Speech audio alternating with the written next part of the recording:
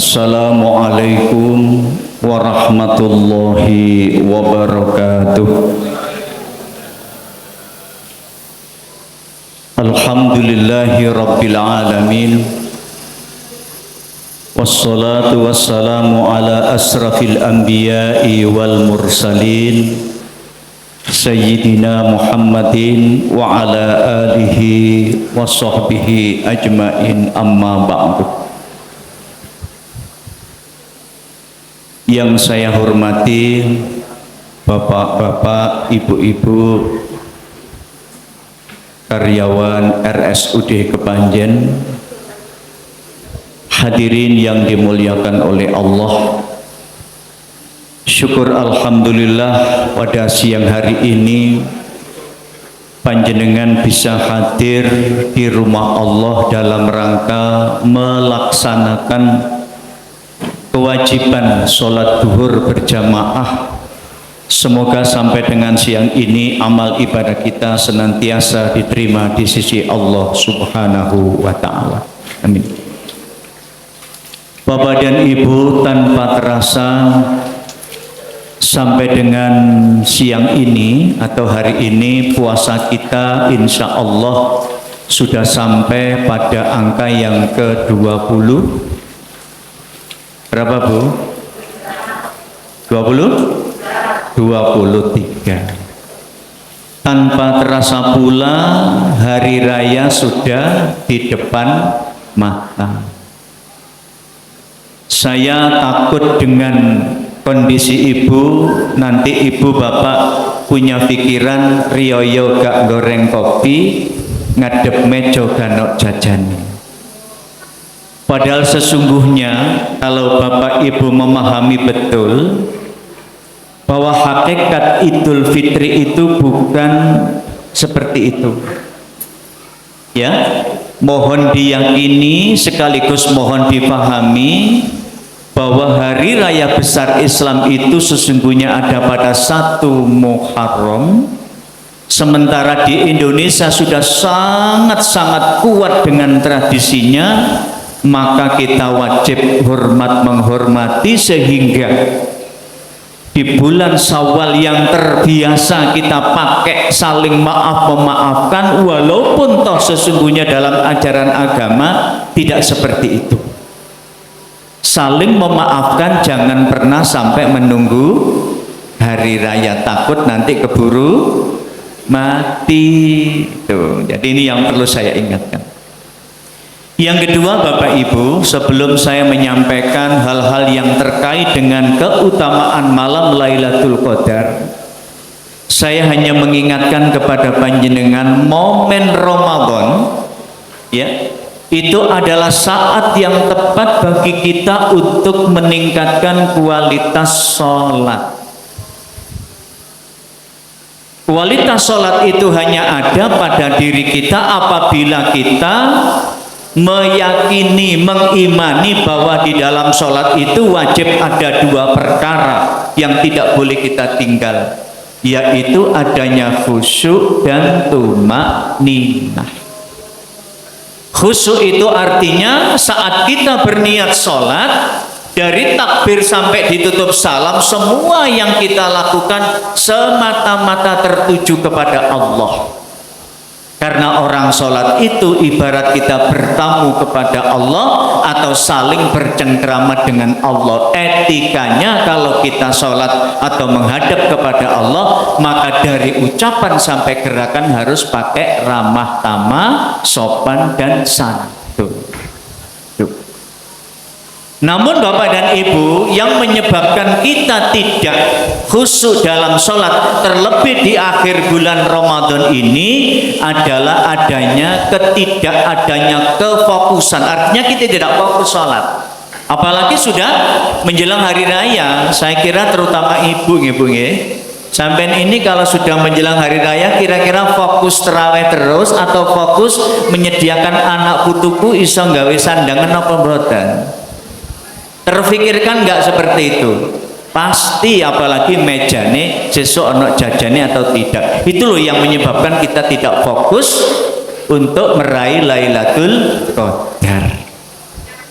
Ini sekedar. Jadi panjenengan bisa hadir untuk melaksanakan sholat berjamaah, ada dan panjenengan hatinya tergetar, itu merupakan realisasi daripada Lailatul Qadar. Jadi orang yang mendapatkan Lailatul Qadar ya dari tahun yang lalu sampai dengan tahun ini itu adalah diantaranya kesediaan, kemampuan, kepedulian untuk hadir ya memenuhi panggilan Allah melaksanakan sholat berjamaah. Itu diantaranya. Oleh karena itu mari kita bahas satu persatu bagaimana cara-cara kita meraih keutamaan Lailatul Qadar. Bapak dan Ibu yang saya hormati, di hari-hari terakhir Ramadan Allah Ta'ala telah menyiapkan malam yang penuh dengan keberkahan bagi orang-orang yang terpilih, yaitu Lailatul Qadar. Malam yang penuh keberkahan dan lebih baik dari 1000 bulan. Jadi kita bisa terbayangkan yang dimaksud dengan malam yang lebih baik dari 1000 bulan itu seperti apa. Nanti akan saya jelaskan satu persatu supaya panjenengan paham. Yang dimaksud dengan malam yang lebih baik dari 1000 bulan itu adalah sholat dan amalan panjenengan. Sekali lagi, sholat dan amalan-amalan panjenengan pada Lailatul Qadar, artinya pada bulan suci Ramadan atau pada akhir Ramadan yang terakhir ini, itu lebih baik daripada sholat dan puasa di 1000 bulan di luar bulan Ramadan. Jadi kalau ibu ya hari ini sudah nggak pernah pulang-pulang dari masjid, bapak juga begitu, terus meningkatkan bacaan kualitas sholatnya, meningkatkan zikirnya, mohon ampun ditingkatkan dan dimaksimalkan. Jadi kata hadis ini adalah apabila di bulan Ramadan ini panjenengan melakukan amal ibadah, ya sholat, ya puasa, ya sedekah, ya berbuat apa saja yang intinya baik, ya itu lebih baik daripada 1000 bulan di luar bulan suci Ramadan atau di bulan yang tidak ada Lailatul Qadarnya. Jelas Bapak Ibu? Pengertian saya tadi jelas tidak? Jadi saya ulang lagi ya, Lailatul Qadar itu hanya ada pada bulan Ramadan. Lah apabila panjenengan di bulan Ramadan itu di akhir puasa ini ya menjelang Idul Fitri ini sampai melakukan kebaikan, apa itu puasa, apa itu sedekah, apa itu membaca Quran ya dan lain sebagainya, maka itu kebaikannya lebih baik daripada 1000 bulan di luar bulan yang tidak ada Lailatul Qadarnya, berarti di luar bulan suci Ramadan ya. Kalau Allah sudah menjanjikan seperti itu pasti diberi. Kita bisa membayangkan 1000 bulan itu sama dengan usia 83 tahun. Sulit sekali kita mencari orang yang ya seperti kita itu usianya bisa lebih dari 83 tahun, itu berat, sulit sekali ya. Dan itu kebaikan akan diberikan kepada kita, sementara Rasulullah sendiri meninggal dunia atau wafat itu dalam usia 63 tahun. Nah Allah menjadikan kalau panjenengan mampu dan bisa di bulan Ramadan ini bisa berbuat baik, berpuasa, bersedekah, membaca Al-Quran, duduk dalam sebuah majelis taklim, i'tikaf, mohon ampun kepada Allah, maka kebaikannya akan diberikan kepada panjenengan seperti 1000 bulan di luar bulan suci Ramadan. Yang namanya kebaikan itu Bu, kemuliaan itu bisa berupa kesehatan, ketenangan, ya, kesejukan, kedamaian, dan cukup, ya, termasuk jauh dari balak dan celaka. Dan ini yang kita cari di dalam hidup ini. itu akan diberi oleh Allah. Maka itu saya berharap kepada panjenengan semua, ayo di akhir bulan Ramadan ini kita maksimalkan. Kita jangan disibukkan dengan perkara-perkara yang menyebabkan panjenengan tidak fokus. Ya, tidak fokus. Banyak hal-hal yang menyebabkan kita tidak fokus itu banyak. Termasuk diantaranya dangkalnya ilmu yang kita miliki atau rendahnya ilmu yang kita miliki. Termasuk diantaranya pelaksanaan sholat, karena kita itu belajar ilmu bukan karena dari membaca buku, bukan karena dari belajar, hanya karena opo jari, maka menyebabkan kita tidak paham tentang hakikat sholat. Nah, selayaknya bagi setiap mukmin untuk terus semangat dalam beribadah di seluruh hari terakhir bulan Ramadan lebih dari lainnya.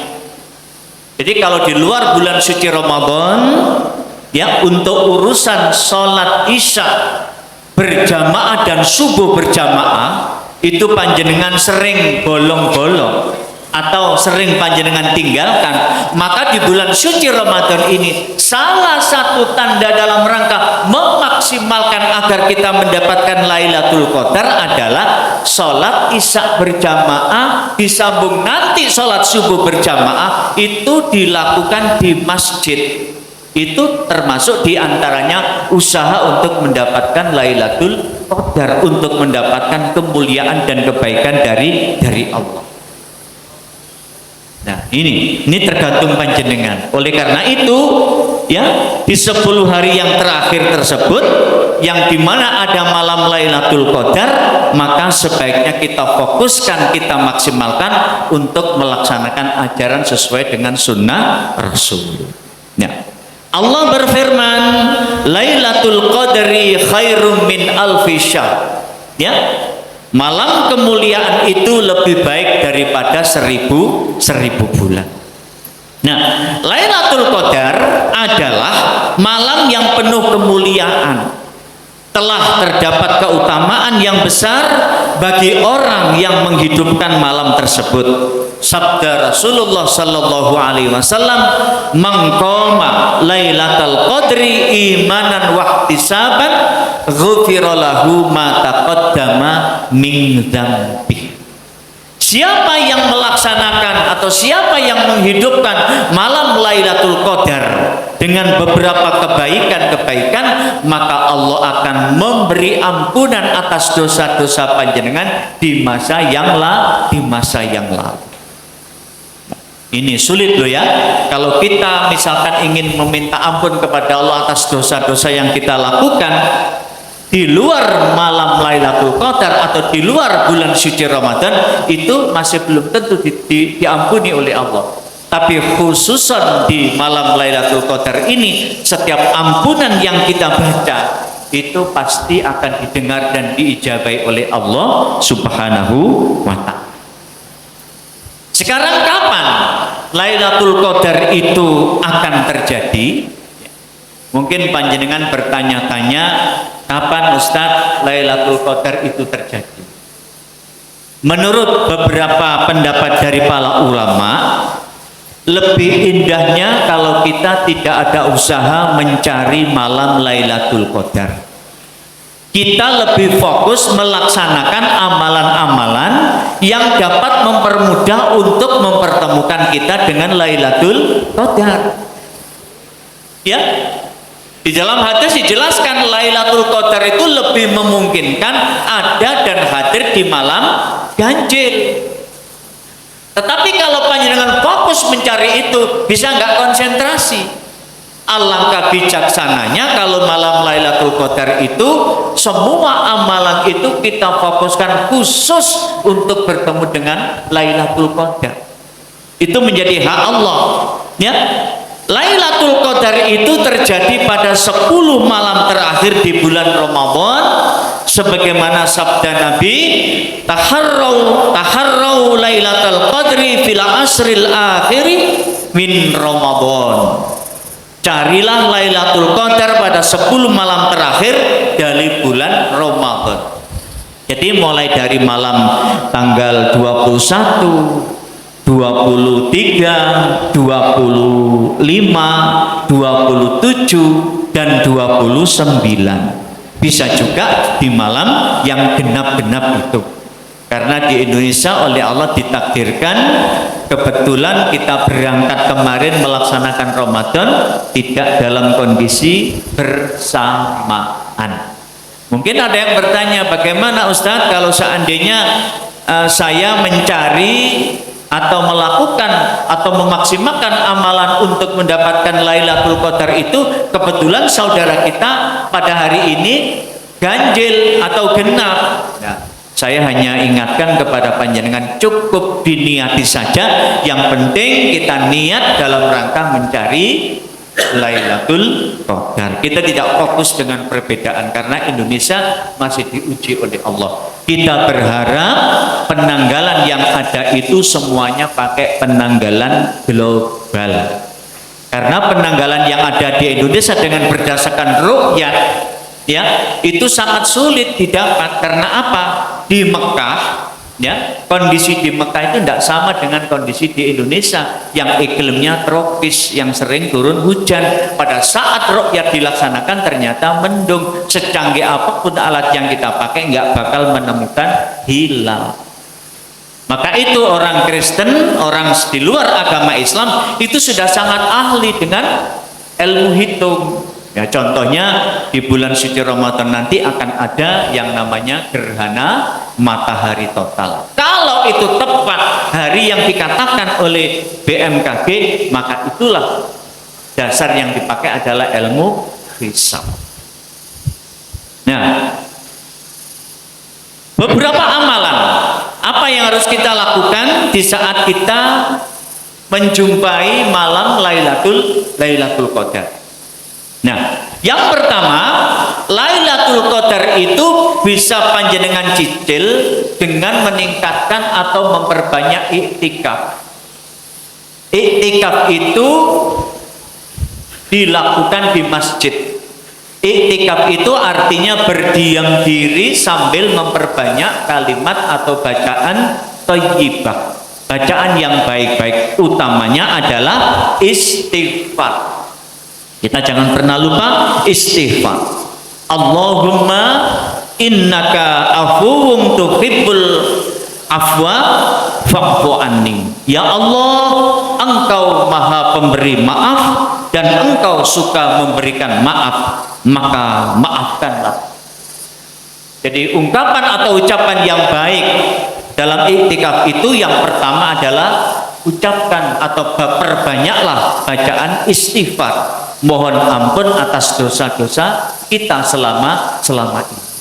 Insya Allah akan diijabai oleh Allah.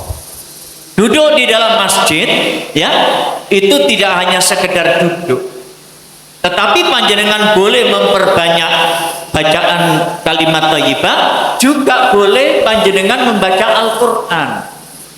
Ya, membaca Al-Quran itu bukan hanya kita gereneng-gereneng, tetapi kalimat tadarus Al-Quran yang dikategorikan iktikaf atau membaca Al-Quran itu kita bisa mengkaji isinya, mengerti artinya, mengerti maknanya, memahami maknanya, memahami maksud dan tujuannya, dan bisa melaksanakan dalam kehidupan sehari-hari. Itu juga disebut iktikaf, berdiam diri. Kemudian berikutnya, amalan yang patut kita lakukan di akhir bulan suci Ramadan ini adalah menambah sholat malam. Bapak dan Ibu, sholat taraweh itu adalah sholat malam yang dilakukan khusus di bulan suci Ramadan. Sedangkan di luar bulan suci Ramadan namanya sholat tahajud. Jadi kalau misalkan panjenengan hari ini atau sore nanti sholat isya, ya, datang ke masjid untuk sholat isya berjamaah, disambung dengan sholat taraweh, ditutup dengan witir, kemudian malamnya panjenengan kepingin sholat tahajud lagi, monggo. Ya, tetapi yang saya ingatkan, mungkin panjenengan sudah paham, sholat witir itu hanya ada sekali dalam satu malam. Jadi panjenengan boleh sholat tahajud malam hari setelah pulang dari masjid atau langgar atau musola, malamnya bangun sebelum kita sahur, sebelum makan sahur, panjenengan berdiri dulu sholat malam, silakan sholat tahajud. Tetapi tidak usah ditutup dengan witir, karena witir itu semalam hanya sekali. Kalau tahajud silakan ditambah berapapun nggak apa-apa. Sholat malam bisa juga terjadi, yaitu yang saya katakan tadi, yaitu maksimalkan, konsistenkan, yaitu selama 10 hari panjenengan nggak pernah putus sholat isya dan subuh berjamaah. Itu pahalanya luar biasa. Ya, terlebih Rasulullah menggambarkan orang yang aktif sholat subuh, sebelum subuh melakukan qabliyah subuh, satu oleh Allah dikhususkan akan dibuatkan rumah di surga dan pahalanya setara panjenengan pergi umroh dan haji. Apalagi dikerjakan di bulan suci Ramadan, tepatnya malam Lailatul Qadar, pahalanya berlipat ganda. Bukan tidak mungkin janji Allah untuk menebus dosa, memaafkan dosa-dosa kita di masa yang lalu akan terkabul. Itu sholat malam. Yang ketiga adalah membaca Al-Quran. Saya hanya ingatkan, membaca Al-Quran itu tidak terbatas membaca. Ya, saya ulang lagi, membaca Al-Quran itu tidak terbatas membaca. Di kampung-kampung ya, yang perlu kita perhatikan, kita juga cukup prihatin kenapa mereka hanya fokus membaca Al-Quran, kenapa mereka hanya fokus mendapatkan 1 minggu untuk khatam 1 Al-Quran atau 30 juz. Padahal definisi tadarus Al-Quran itu adalah 1 membaca, 2 mengerti artinya, yang ketiga mengerti maksud dan tujuannya, dan yang keempat menghayati sekaligus mengamalkan dalam kehidupan sehari-hari maksud daripada isi Al-Quran. Jadi alangkah indahnya di bulan suci Ramadan itu nggak ada target harus selesai sampai khatam, tidak. Yang lebih fokus dan ada lebih utama bahkan afdal apabila Al-Quran itu dibaca dengan pelan-pelan, ya. Silakan nanti dibuka surat Al-Muzammil, warattilil Qur'ana tartila. Bacalah Quran itu dengan seindah-indahnya dan sepelan-pelannya. Ya. Bagi pendengar akan sejuk, bagi yang membaca pun juga sebagai terapi. Saya ingatkan Bapak Ibu, membaca Al-Quran itu sebuah terapi kesehatan. Ya, karena di dalam Al-Quran itu ada makharijul huruf yang justru membimbing indera yang ada pada kita itu untuk membiasakan, bahkan dengan kebiasaan itu badan kita menjadi sehat walafiat. Seperti kha, ha, qaf. Oh, itu terapi kesehatan. Sungguh itu. Ya. Jadi membaca Quran itu sebuah usaha untuk mendapatkan Lailatul Qadar. Dan yang keempat adalah isi di malam Lailatul Qadar ini dengan memperbanyak sedekah atau soda. Memberi, wa ta'awanu 'alal birri wat taqwa wa la ta'awanu 'alal ismi wal udwan. Nah, kemampuan diri panjenengan untuk merogoh saku, mengambil sesuatu yang ada di rumah yang kita cintai, mungkin satu-satunya yang kita cintai, untuk kita berikan kepada orang yang tidak mampu, yang dalam kondisi serba kekurangan, bukan tidak mungkin, itu juga merupakan tanda Lailatul Qadar. Ada sebuah cerita Bapak Ibu, sampai mungkin sudah kenal dengan sahabat Ali bin Abi Thalib, yaitu adik Muhammad sekaligus mantu Nabi Muhammad. Ali bin Abi Thalib itu putranya Abu Thalib, pamannya Nabi Muhammad. Suatu hari Abu Thalib ini duduk di depan serambi rumah. Mohon maaf, rumahnya Abu Thalib dan Fatimah Az-Zahra ini bukan sebuah rumah gedung Bapak Ibu, tetapi rumah yang amat sederhana. Sore itu menjelang asar, Ali bin Abi Thalib duduk di depan serambi rumah. Ketika itu mereka berdua didatangi tetangganya. Ya Ali, ya Fatimah, apakah engkau punya sepiring gandum untuk aku? Aku sudah 3 hari ini bersama anak istriku tidak makan sama sekali. Apa yang dikerjakan oleh Ali? Ali bertanya kepada istrinya, wahai istriku, pergilah ke belakang, ambillah gandum sepiring dan berikan kepada orang ini, tetangga kita ini. Apa jawab Fatimah? Siap suamiku. Sambil membisikkan, suamiku, gandum sepiring di belakang itu adalah persediaan untuk makan nanti. Artinya gandum sepiring itu akan saya masak nanti sesudah asar dan akan kita makan sebagai berbuka puasa beserta kita dan anak-anak kita. Apa kata Ali? Biarlah, berikan wahai istriku, berikan. Akhirnya Fatimah mengambil segandum sepiring itu, ia berikan kepada orang itu. Setelah itu orang ini pulang dan Ali masuk rumah menangis sejadi-jadinya. Ali ini menangis sejadi-jadinya. Kemudian istrinya Fatimah bertanya, mendekati istrinya, suaminya yang ada di kamar, wahai suamiku, kenapa kau menangis? Apa kau menyesal dengan memberikan gandum yang akan kita pakai berbuka nanti? Apa jawab Ali, saudaraku? Tidak istriku, tidak. Aku tidak sedih dengan apa yang kita cintai, kita berikan kepada tetangga. Lalu apa yang membuatku sedih?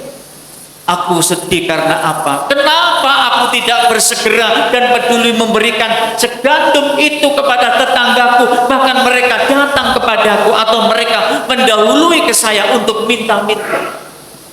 Padahal memberi itu adalah al-yadul ulya khairam minal yadis sufla. Tangan di atas itu lebih baik daripada tangan di bawah. Jadi Ali ini sedih, Bapak dan Ibu. Kenapa mereka datang ke rumah? Kok aku tidak datang mendahului? Jadi yang perlu saya ingatkan dari kisah ini sebetulnya memberikan perhatian khusus kepada kita.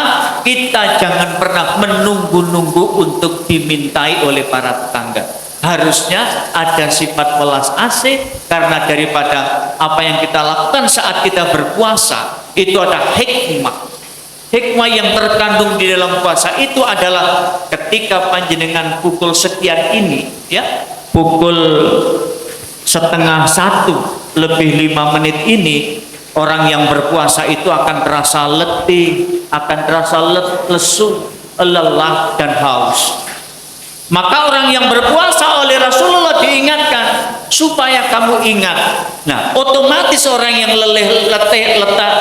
lesu dan lelah itu teringat kepada orang yang nggak punya. Ya Allah, kalau letih, lelah, lesu seperti ini, bagaimana dengan hamba-hambamu, saudara-saudaraku yang saat ini nggak bisa mencukupi kebutuhannya? Kita perlu menangis.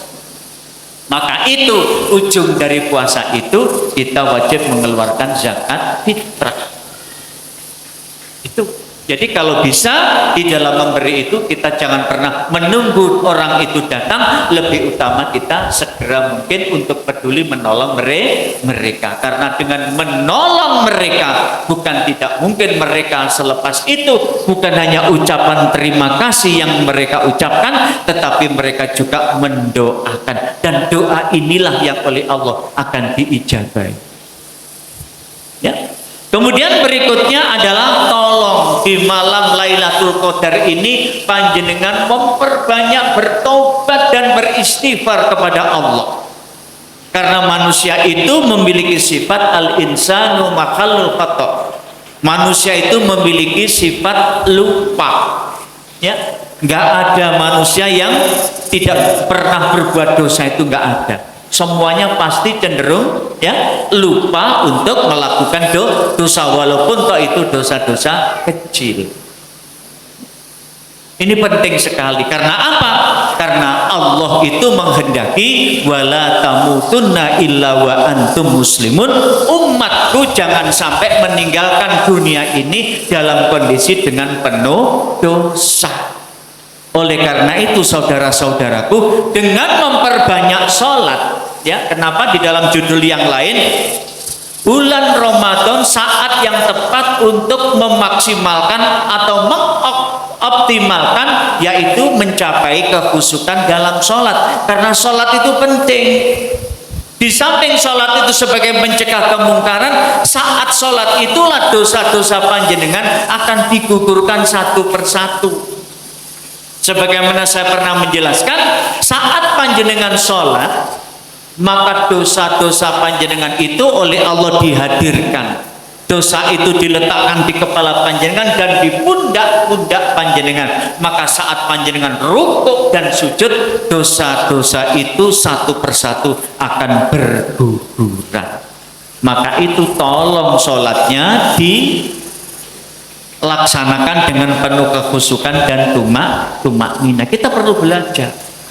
Ya, saya secara pribadi, teman-teman majelis ulama, ketika saya sedang bersenda gurau itu, sebetulnya, ya, mohon maaf ini, sebetulnya melalui majelis ulama dan direkomendasi oleh Kementerian Agama, setiap tahun, ya, setiap tahun masjid-masjid di Kabupaten Malang ini selalu ada himbauan melakukan sholat dengan khusyuk dan tumak-nina, termasuk pondok saya di Siratul Fuqaha itu. Kenalkah dengan pondok Siratul Fuqaha sepanjang yang sholat taraweh 7 rakaat sudah 7 menit sudah selesai? Itu sudah dapat himbauan. Majelis ulama sudah mengatakan silakan sholat 11 rakaat, silakan sholat 23 rakaat, yang penting jangan meninggalkan dua perkara yang menjadi rukun sholat, yaitu khusyuk dan tumak-nina. Karena apa? Rasulullah pernah mengatakan sejahat-jahat orang dalam perbuatannya adalah mereka yang mencuri dalam sholatnya. Umar kaget, loh Rasulullah, adakah orang yang mencuri dalam sholatnya? Ada. Apa itu?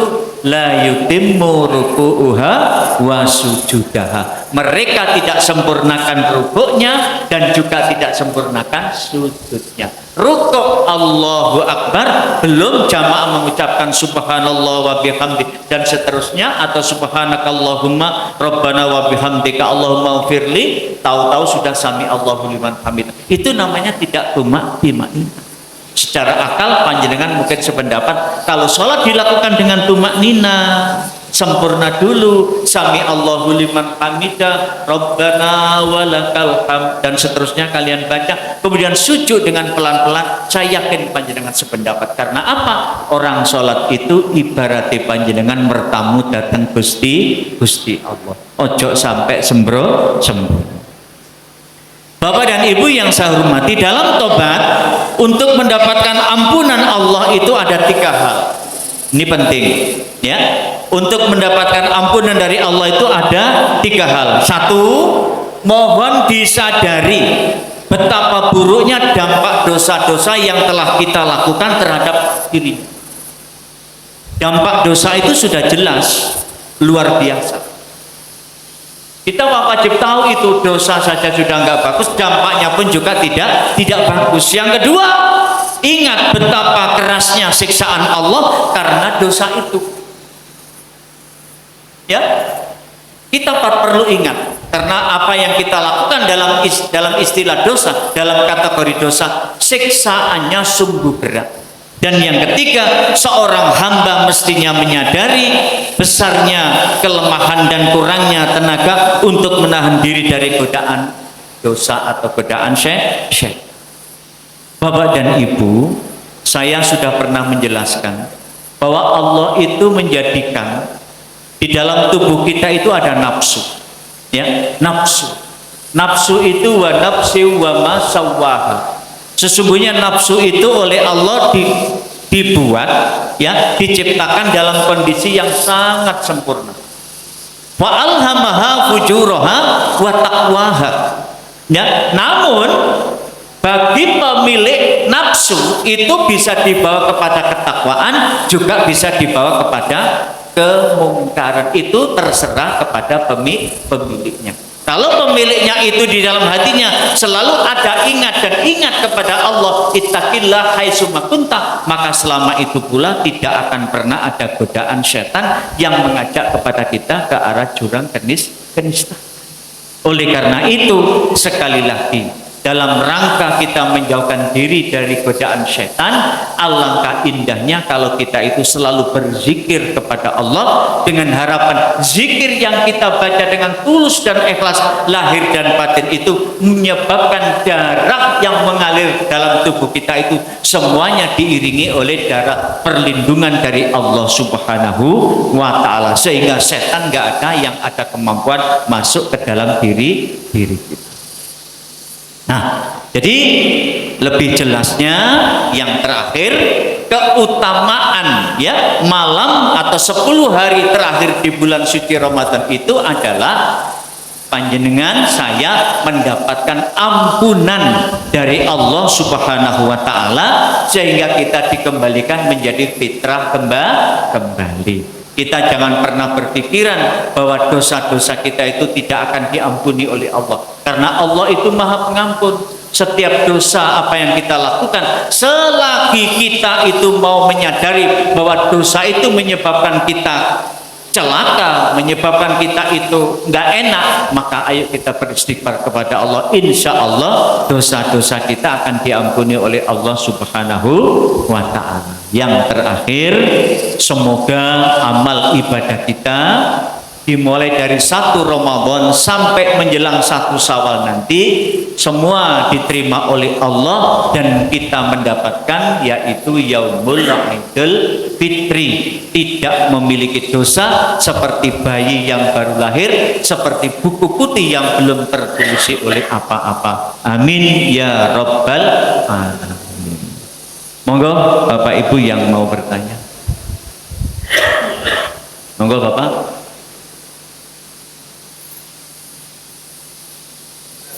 Iya, monggo Bapak. Dalam beberapa ibadah sunnah itu kan Allah menjanjikan surga, menjanjikan dibuatkan rumah di surga. Dan bolehkah kita bersyukur bahwa kita kalau ibadah itu diterima dan kita bersyukur bahwa kita memang nanti dapat surga? Bolehkah seperti itu? Bagus Bapak dan Ibu. Salat subuh, ya, salat subuh itu kan 2 rakaat. Sebelum salat subuh, Rasulullah memberikan pelajaran, apabila kita ada kemampuan hadir lebih awal sebelum azan dikumandangkan untuk melakukan salat sunat rawatib, yaitu qobliyah subuh. Atau mungkin kita sholat fajar dulu sebelum qobliyah subuh. Manfaat dari kedua sholat ini, Allah menjanjikan akan dibuatkan surga, dan kita berhusnudzon pasti kita akan dimasukkan atau dibuatkan surga. Bolehkah kita berhusnudzon? Bapak dan Ibu, saya ingatkan, dalam melaksanakan setiap kegiatan kita jangan berkeinginan atau jangan berangan-angan bahwa kita ini seolah-olah akan mendapatkan sesuatu atau termotivasi untuk mendapatkan sesuatu. Itu menjadi urusan Allah. Kita tenang-tenang saja ya, kita baik-baik saja kepada Allah. Apa yang kita lakukan itu bukan karena apa-apa, tapi karena semata-mata mencapai ridho Allah. Kita jangan termotivasi, wah kalau saya suka sholat qobliyah subuh akan dibuatkan surga, akan dibuatkan rumah di surga nanti. Jangan kalau bisa.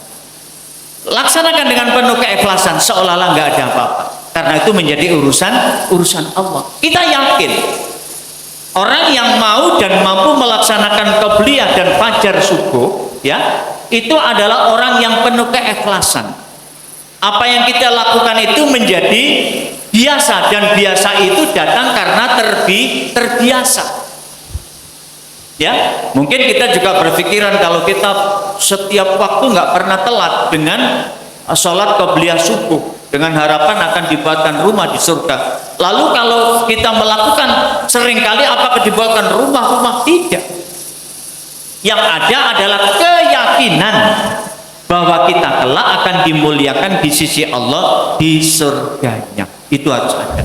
Karena mempercayai balasan di hari akhir itu merupakan rukun iman, yaitu perkara yang wajib panjenengan imani. Panjenengan sholat, kalau panjenengan nggak iman nggak akan sholat, karena iman itu percaya. Ya, panjenengan melakukan kebaikan karena sampai percaya, karena setelah kehidupan akan ada kematian, dan kematian akan ada kehidupan lagi, dan disitulah kelak kita akan dibangunkan lagi untuk mendapatkan imbalan dari Allah. Maka itu hadiah yang Allah berikan dan hadirkan kepada kita atas amal-amal kita, baru kita ketahui nanti setelah kita dibangkitkan dari alam kubur, barzakh, dan dihisab di padang mahsyar.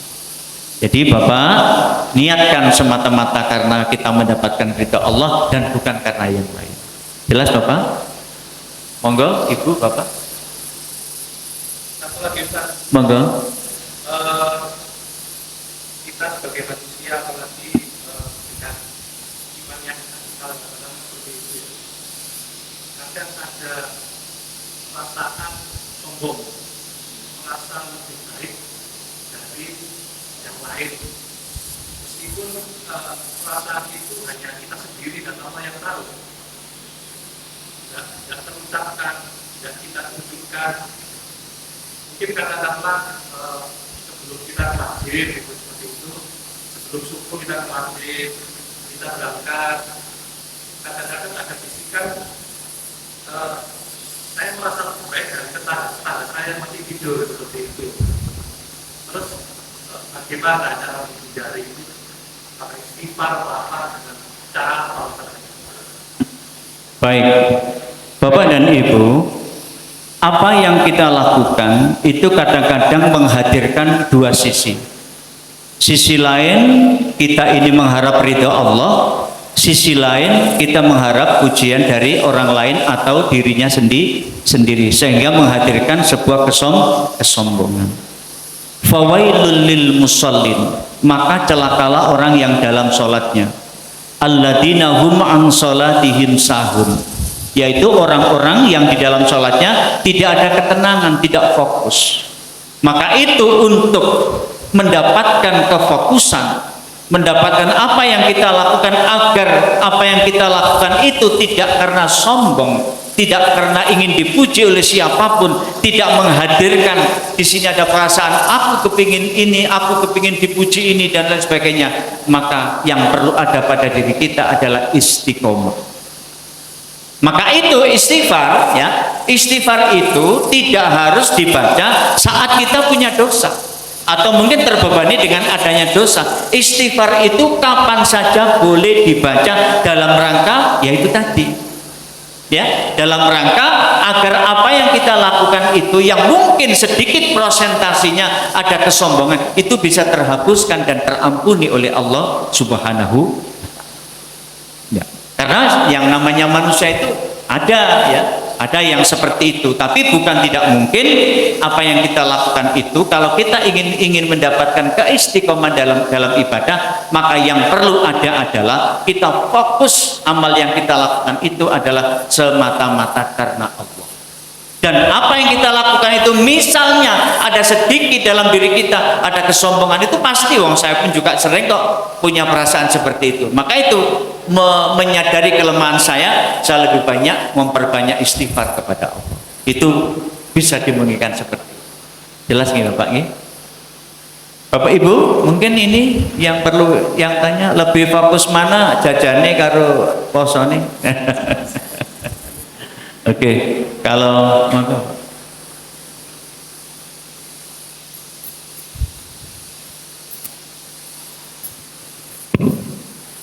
Mungkin pertanyaan saya ini mewakili ibu-ibu. Masih banyak pertanyaan bagaimana tentang kita membaca Al-Quran dalam keadaan lagi tidak suci. apakah memang lagi berhalangan? Nah, ini sering banyak pendapat sehingga mungkin bisa dijelaskan. Terima kasih, Pak. La yamassuhu illal mutahharun.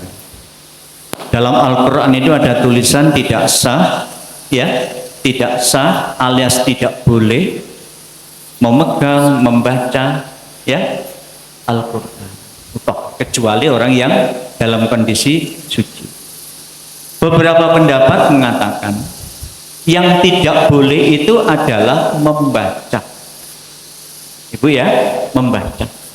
Wong panjenengan itu loh saat haid datang bulan mendengarkan pengajian, masuk masjid, asalkan tempat yang menyebabkan itu najis itu ditutup dengan rapat boleh.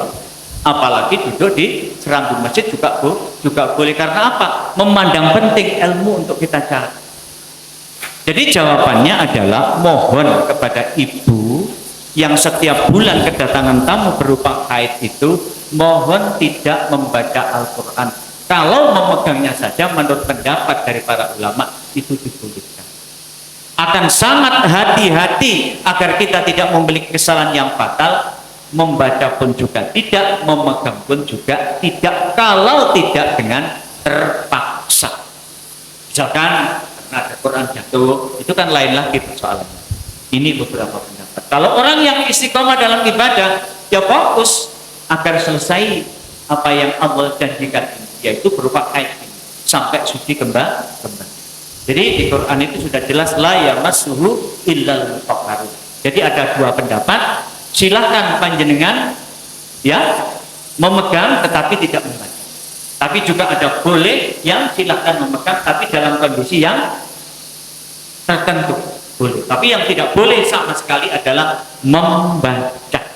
Jadi kalau misalkan panjenengan kondisi haid ya, itu boleh panjenengan lakukan ya Allah, kesandung misalkan ya Allah. Itu kan ya Allah kan juga kalimat dalam Al-Qur'an. Boleh itu dalam kondisi yang panjenengan tidak sadar karena sudah terbiasa. Salah atau tidak? Ya tidak. Tapi kalau panjenengan sadar, ya cukup di dalam hati. Yang penting jangan sampai bilang keceput atau misuh, itu yang tidak benar. Ya. Jadi karena kita fokus kepada ibadah kepada Allah, maka apa yang kita lakukan itu harus dalam kondisi suci. Jelas Ibu ya? Nanti lain waktu kita akan menjelaskan tentang perkara-perkara yang menyebabkan wanita itu tidak boleh melakukan sesuatu. Cukup Bapak?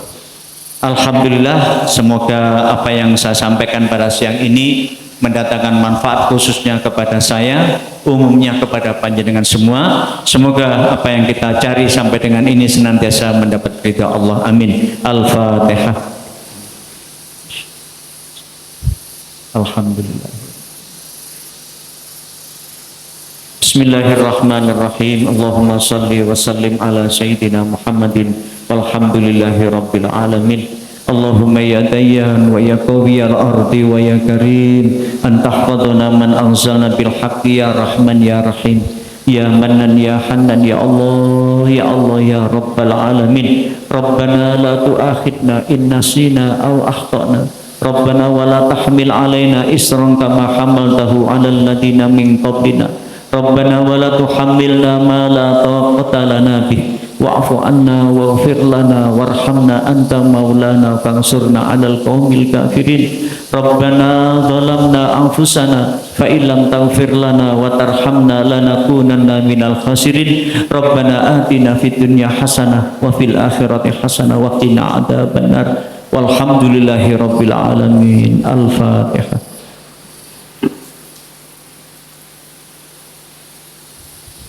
Kurang lebihnya mohon maaf. Billahi taufiq wal hidayah. Assalamualaikum warahmatullahi wabarakatuh.